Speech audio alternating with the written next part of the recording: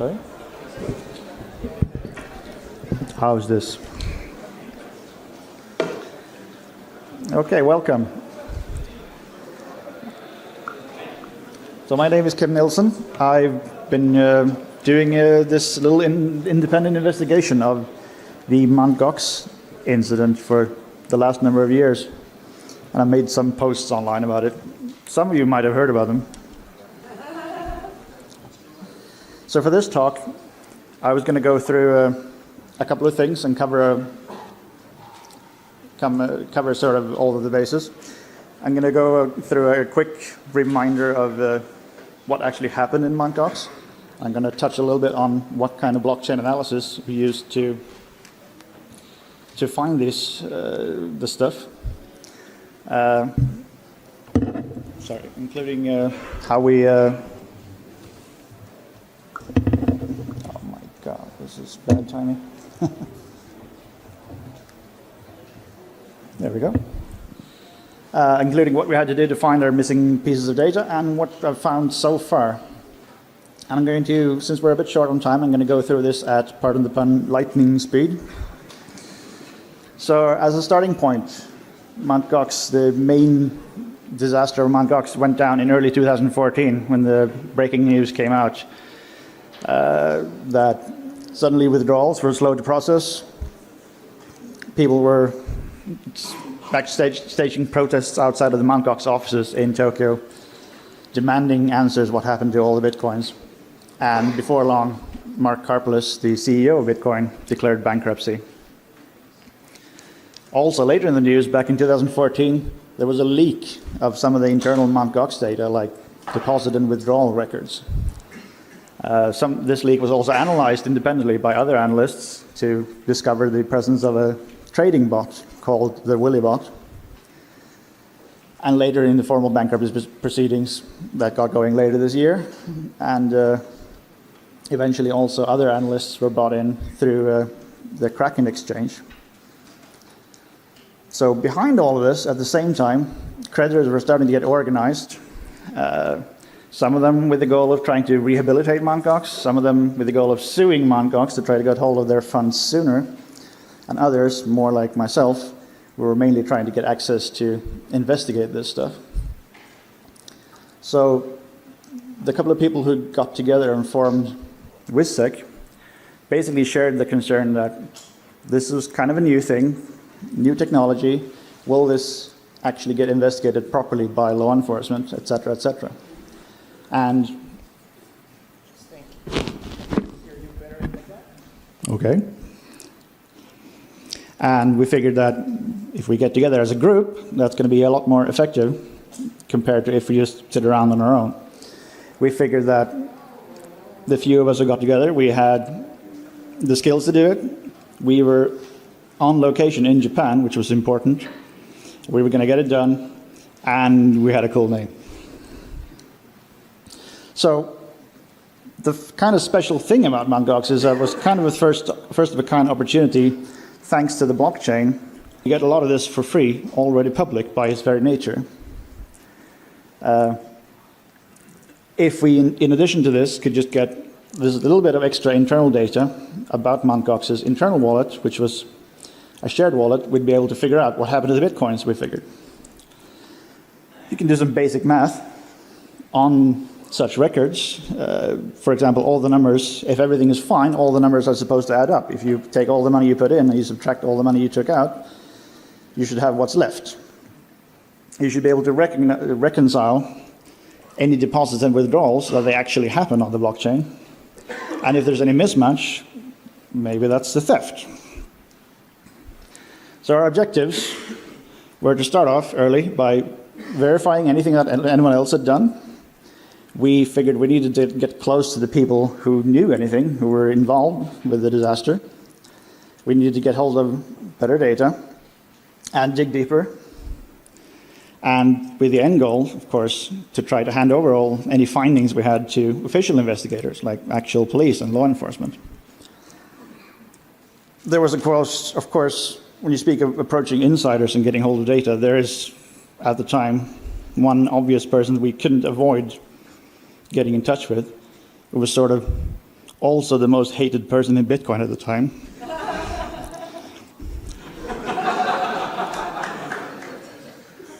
Mark Karplus, MtGox's CEO. So early on, we put on our best smile, went to see Mark, asked very nicely, "Hey Mark, can we get a copy of the MtGox database?" And he was, "No." Okay. Okay, what do we do then? Well, we have to do something. Well, we had some of the data in the meanwhile. We had some of the data leaks. We could probably try to reconcile that. I mean, the leaked data contained, for example, deposits and withdrawal records, including things like the date and the amount. And if you can just go through all of the blockchain transactions, you can try to match those up and find matching amounts, maybe you can match up all of the data. Problem is, there were literally millions of withdrawals and deposits, so this wasn't really doable from a manual perspective. So we had to do it in a sort of automated way. And at the time, the blockchain was still sort of manageable in size, about 30, 40 gigabytes. And our first approach, okay, write a small program, just scan through all of that, look for all of these target amounts. But this was kind of slow, depending on how much analysis we needed to do or what kind of query we needed to run on the blockchain. This could take anywhere from half an hour up to all night. So to speed things up, I actually went on a sidetrack and decided, all right, I'll try to make a blockchain index that's faster at doing these kind of analysis. So to do that, we need to take all of the blockchain data of all its various sorts and crunch that down into what's actually the minimum required things for what we're looking for here. And if you think about it, when you're looking for coin flows and trying to figure out what was there or what wasn't, you don't really need all of the metadata. You only need the basic relations between things. You have blocks. Blocks contain transactions. Transactions have inputs and outputs. Each input maps to an output. And it's also useful for all kinds of standard transactions to treat them by address and see that each output has possibly an address, and an address has a number of outputs where it has been used on the blockchain. Now, this is convenient for doing further analysis on it. So by doing this sort of stuff and just crunching everything down, trying to make the fastest index I possibly could, I crunched this down, and I was able to turn the 35 gigabytes of blockchain data into 5 gigabytes. Now this I can work with. This actually fits into my workstation. So with this in hand, I could go into actually reconstructing the wallets that were involved. The most important one being MtGox's wallet itself. So to do this sort of stuff, we look at address reuse, which is something that you should never do. You should try to avoid it as much as possible, because otherwise people like me can do this. If an address is used in multiple transactions, we can figure out that, okay, the same person has the key to that address, same person issued both transactions. In addition, the same person would have had all the keys to all the other addresses as well, and also they would have had the change address. And all of these would have belonged to the same wallet. And this is the goal for our reconstruction. If you can reconstruct the actual wallet, we can sort of see a more human readable representation of the history, the financial history of this wallet. So once you do this, you can start looking at flows between wallets, and wallets are usually tied to people. So now we can start talking about economic entities on the blockchain, each entity having a number of addresses associated with them, and you can see how much money they send to each other. But you don't know who everyone is. You just see it's a collection of addresses. It's just a cluster of addresses. So to find out who it actually is, there are a couple of tricks you can do. One common trick that works surprisingly well is search the internet for posts like this.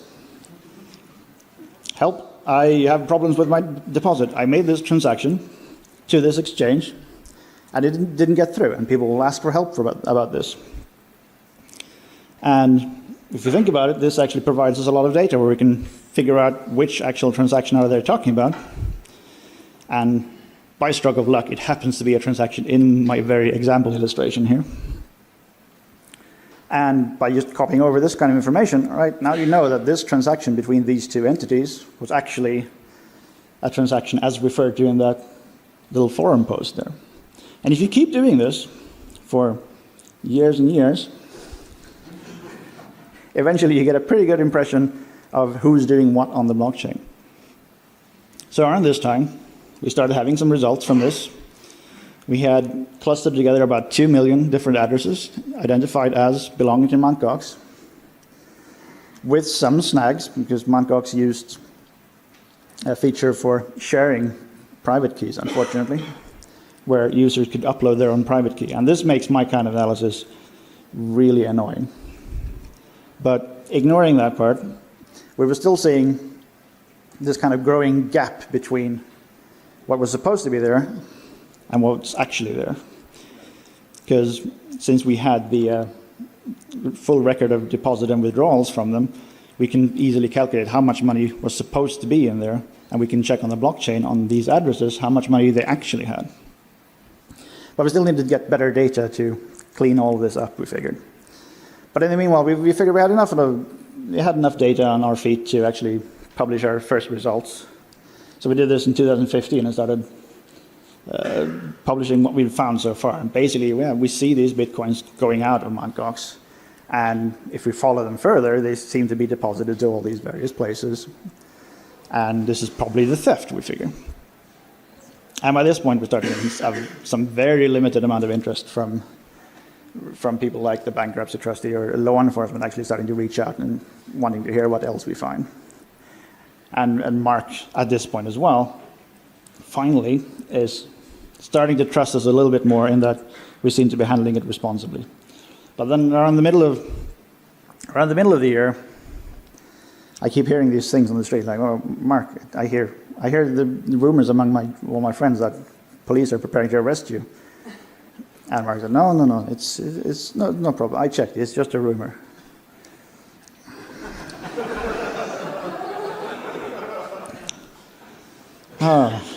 Well, great. Okay, that was one of our primary sources. No problem.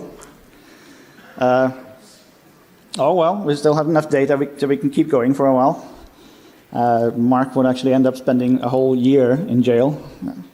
But we could keep going, and we kept narrowing all the details down, and by 2016 we were pretty sure that actually it wasn't just this one theft, there were actually multiple thefts out of MtGox, as far back as the very beginning of 2011, which means that for almost the entire existence of MtGox, it was insolvent. It didn't have enough money to ever pay back the people who had deposited. Further, we had proof that after MtGox discovered its first insolvencies, it had started to trade those liabilities on its own exchange. And this is what later became known as the Willy bot, and that it was making up fake funds and trading them around to shift Bitcoin debts into dollar debts or vice versa. More interestingly, though, by further following all these traces, we were seeing that the coins that were stolen out of MtGox actually joined together with other thefts, like the Bitfloor theft or the Bitcoiniger theft or other thefts that happened back in 2012, for example. And we figured, well, this is interesting. No one's talked about this. This is probably quite new. But we still had to kind of wait, because by now we'd actually found some clues for a person of interest. And we knew by now that there were law enforcement operations ongoing that we didn't want to disturb. We didn't want to accidentally publish too early and scare someone off, and then suddenly, there was no arrest because we went too early.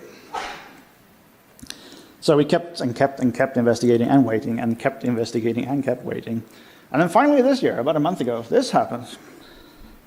Random piece of news that a Russian individual was arrested in Greece. So this guy is Alexander Vinnik, also known as WME.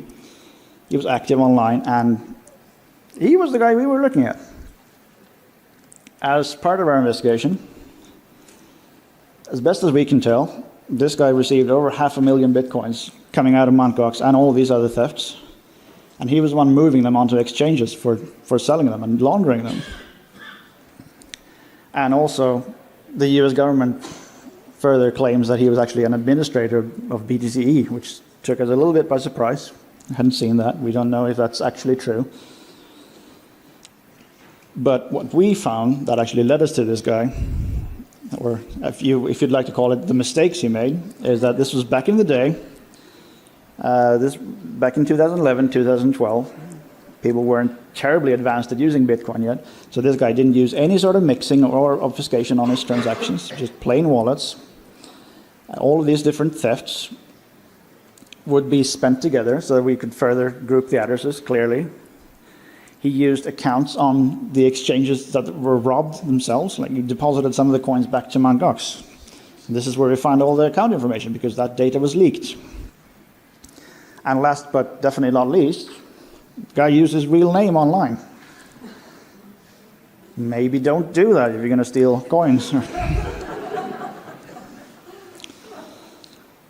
So if following the flows coming out of MtGox actually is a reasonably elaborate picture, but what we found and why we can be reasonably certain that this does point to Vinnik is that this is coins flowing from wallet to wallet or clusters of addresses to other clusters.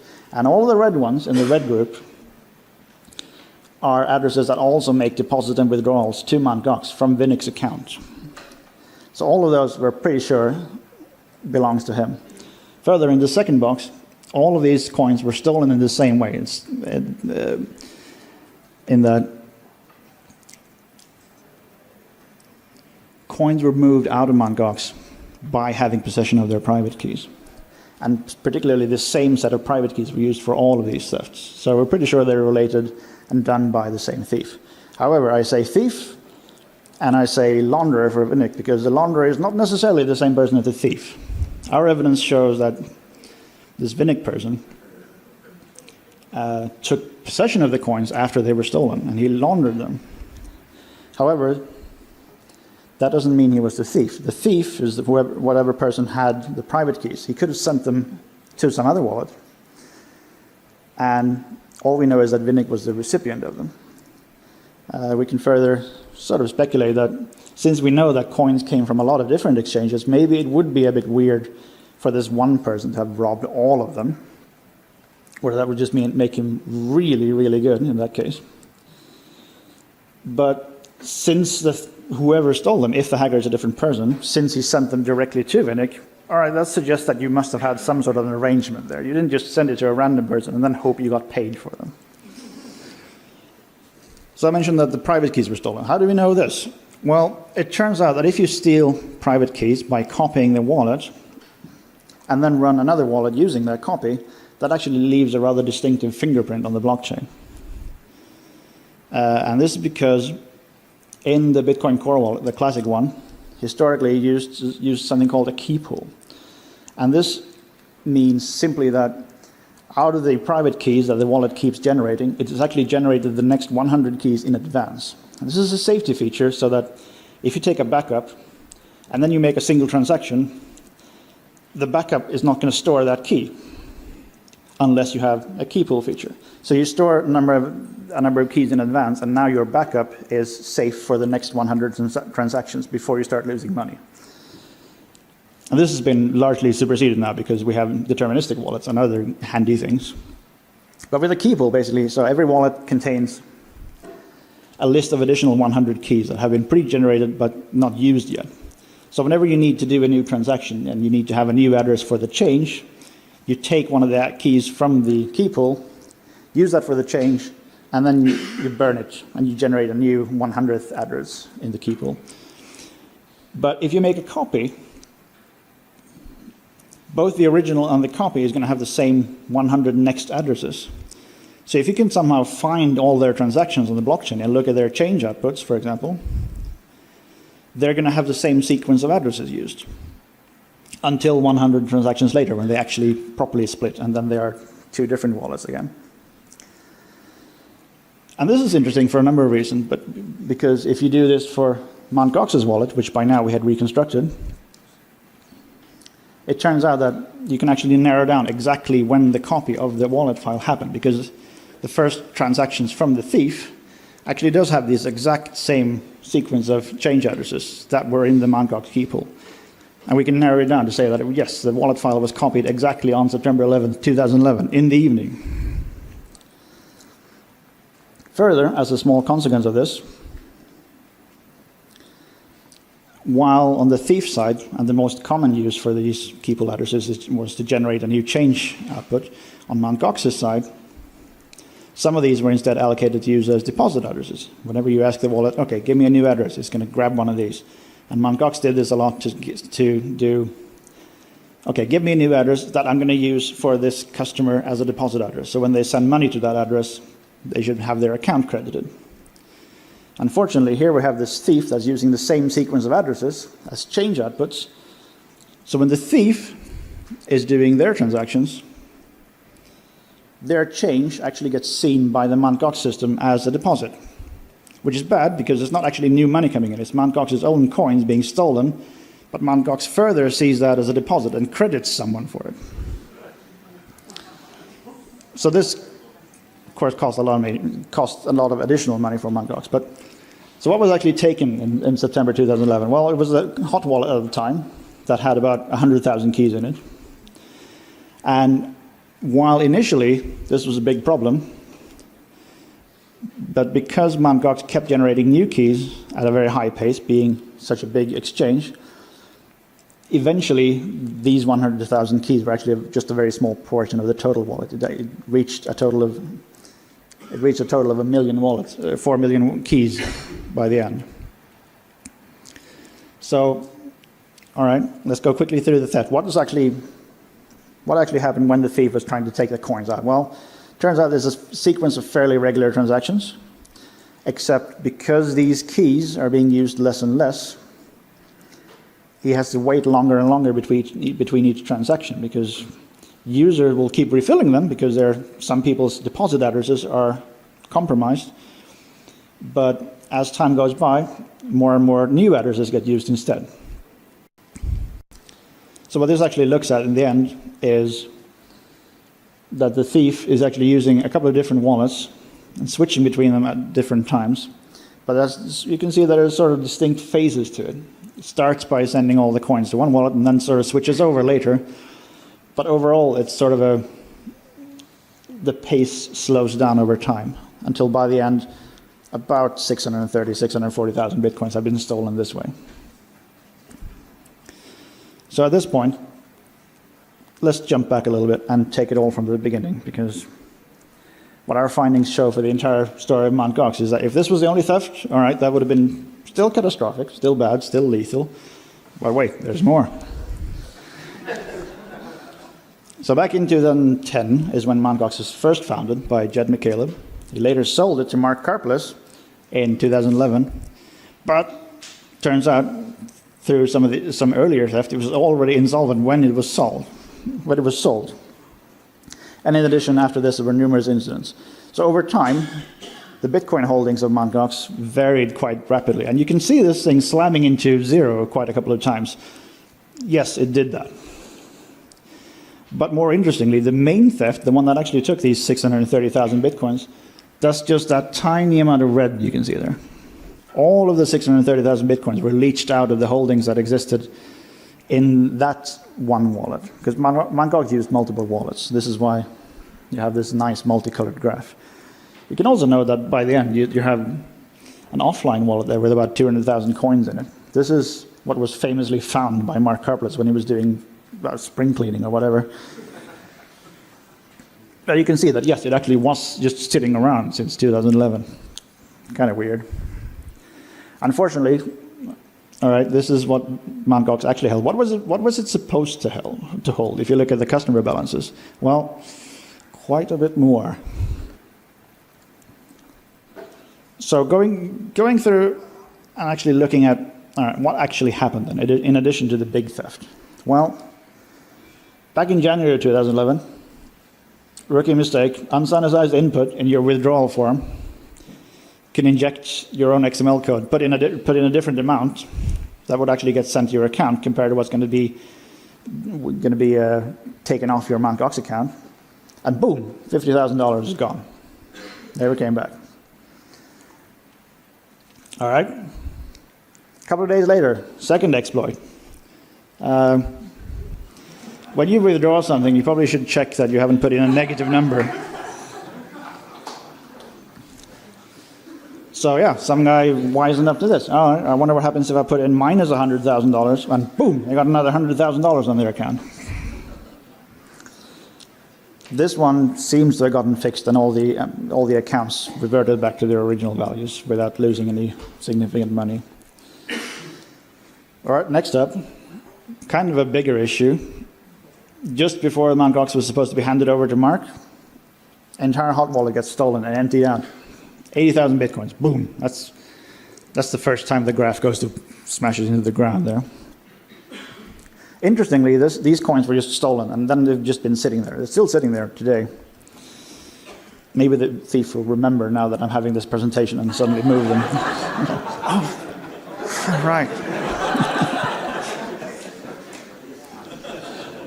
And it was with these two incidents that the idea to run this sort of an obligation exchange to swap liabilities back and forth actually formed. So this is the seed for all of the willy internal manipulation stuff. All right, next up. 2 months later, while doing some maintenance, most of the customer bitcoins are held temporarily on a network drive accessible from the internet without any protection on it. And someone notices, and boom, it's gone. It's the second time the graph goes. Now, we got a bit lucky here because, or depending on how you look at it, because the thief didn't actually plan this theft, it seems. He used his normal wallet and whatnot. So there would be a lot of traces there if you wanted to go after him. So he was a bit nervous, so he actually contacted Mark and said, you know what, I can give you the coins back if you just promise not to investigate. Well, okay, well, I didn't promise not to investigate, so I'll get back on that. All right, next up. This is the first hack that actually is publicly known, and it happened in June, when someone gets into an admin account on MtGox, plays around with customer balances, and smashes the market straight into zero. The price hit rock bottom. In addition to that, they fiddled around and was able to actually withdraw 2,000 bitcoins as well. But apart from that, all right, this is mostly public knowledge, so not terribly important in the greater scheme of things. Next thing, not so much an incident, but an interesting business choice by MtGox. MtGox needed a European expansion and needed to have someone with a company on the ground in Europe. And there was this company called Bittermat run in Poland that had suddenly collapsed after they accidentally wiped their private keys by deleting their VM. And Mark figured that, oh, this sounds like a great business opportunity. And he offered to absorb the entire company and take over their debt. So he took on another 17,000 bitcoins of debt. Now, this wasn't a crazy amount of money back then. This is still summer 2011, so this is still just a couple of tens of thousands of dollars. But still, it didn't help, considering where the price went later. So, going onwards, next up, just shortly afterwards, in September, someone gains access to the database of MtGox. They've apparently hacked into the server. They're able to make changes to the database, and boy, do they make changes to the database. They make new accounts, they inflate their own balances, they seem to withdraw a ton of cash, or bitcoins, I'm sorry. And then they also are clever enough to delete most of the logs. So this was kind of tricky to uncover that it actually happened, but it seems like these guys got away with about 77,500 bitcoins. So the tab is starting to rack up already, and we haven't even gotten to the main theft yet. So after this is like I said, this is the main theft that I was mentioning earlier with the hot wallet being stolen, and this is the second time the entire hot wallet is stolen.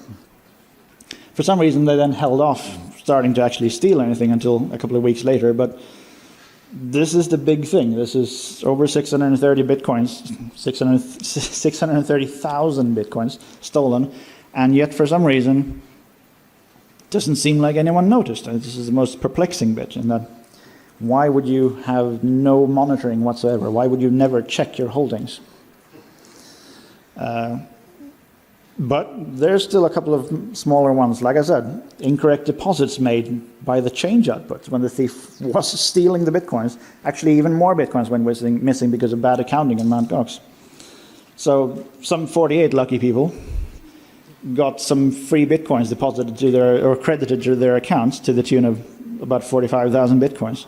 Some of that we were able to get back, but about 30,000 probably lost, because most people, if you suddenly get a big amount of random money in your account, you're not going to go report that. You just go withdraw, withdraw, withdraw. Next incident, I can't believe it keeps going. This one was also public, but in October, Mark had switched to a new wallet, and it had a bug in it that some transactions, for a brief amount of time, forgot to serialize the public key it was going to send to. So I just sent it to an empty output, something that can never ever be spent. And this cost another 2,600 bitcoins. And the great irony is that apart from this incident, there really wasn't any thefts of bitcoins after this point. After the switch to this new wallet, there were no compromises. It seemed that the new system was safer than the old standard one. Apart from that. A couple of more things that also further damaged MtGox. US law enforcement got involved and seized money because they were not authorized to be a money processor in the US. About $5 million lost.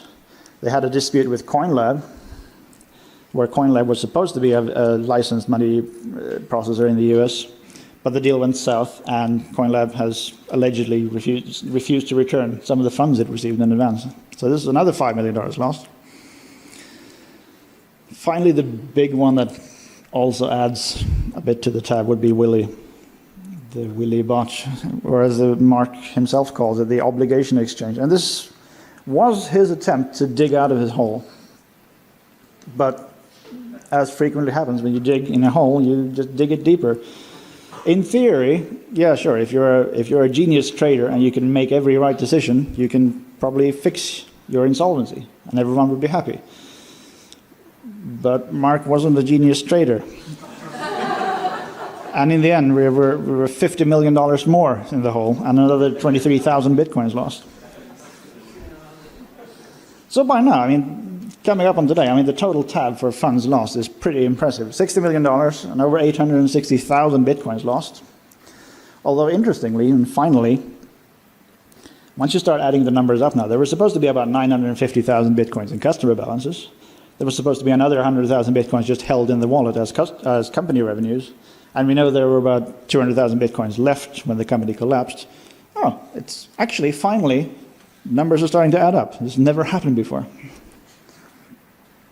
But with all this huge number of compromises, this was, of course, never survivable, although everything was made worse because they never went public with any of them. Even the ones they knew about, the early ones, if they'd gone public, people wouldn't have put their money in, probably.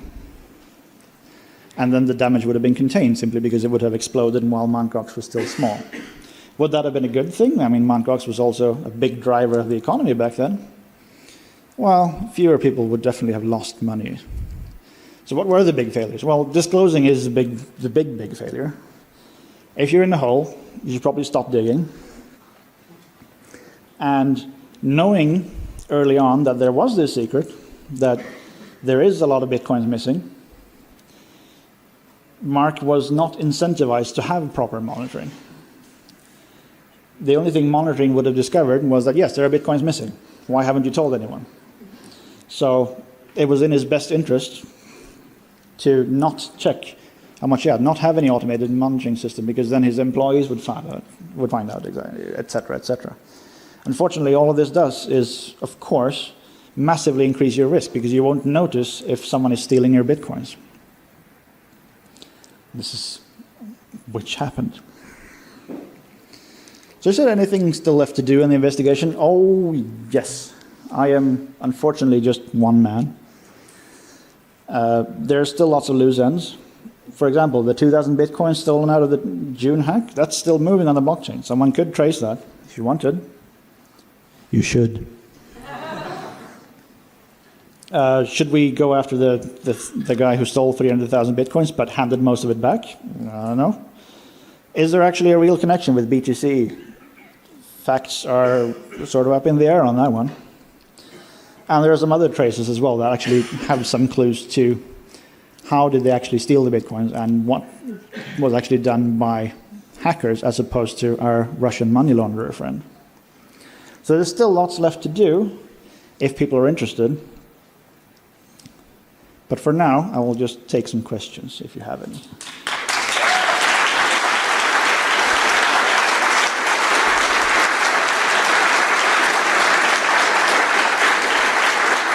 Thanks a lot. I think everybody loved the talk. But because we're a bit out of time, we'll take just one question. And I think we have one here. So make it good. So I was really surprised to hear that MtGox was detecting some change addresses as deposits. So was the hacker stupid enough to send coins back to keys that were also still held by MtGox? No, so this is the thing. The hacker would have just started his own wallet on the same wallet file. So from the hacker's point of view, he is just sending normal transactions. And then his wallet is selecting an address to use as change. Normally that's a new address, a fresh address, but since he has a wallet that's copied from MtGox, this is something MtGox has already used and allocated, in this case, as a deposit address. So the thief doesn't know that it's going back to MtGox. Right, so he was a bit dumb because of that, right? I mean, well, theoretically, MtGox could have taken back the coins. Yes, it was still spendable by MtGox. Had there been an alert, they could have just taken it. Yeah. Let's do one more because that was a short question.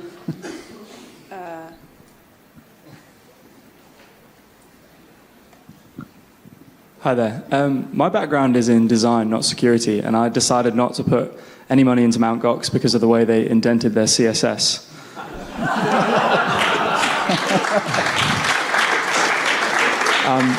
As a relatively non-technical cryptocurrency enthusiast, what are the things I should look for when I'm evaluating a new exchange? Are there any ways in which you start to look at an exchange and think through whether you want to put your money in there? Well, these days we have learned a lot, and one of the things that we've seized most upon is the idea that the blockchain is public, and we should be able to do public audits of things. Companies that are not prepared to even try to do that, I think that's a bit of a warning sign. I think there's really no good excuse not to be upfront and try to be transparent about your actual holdings. If you have an exchange that is transparent and you can verify that they actually hold this number of bitcoins on the blockchain, that's at least a big step in the right direction for being able to trust these people, or rather not have to trust them. Okay, thank you very much.